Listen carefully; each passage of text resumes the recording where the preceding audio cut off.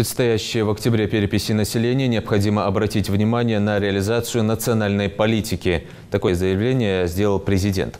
Это масштабное мероприятие проводится раз в 10 лет и дает наиболее полную картину о численности больших и малых народов. Перепись населения поможет определить точную структуру населения, этническую принадлежность и ряд других вопросов, которые важны для планирования развития нашей страны.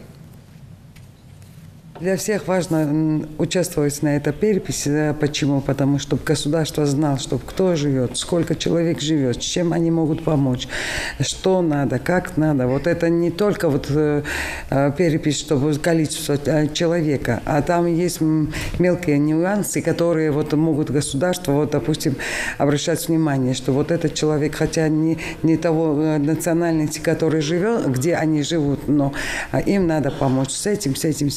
Много вопросов. Поэтому я всех призываю, чтобы они участвовали, чтобы не скрывали свою личность, не скрывали количество людей, сколько они здесь живут, чтобы они все участвовали.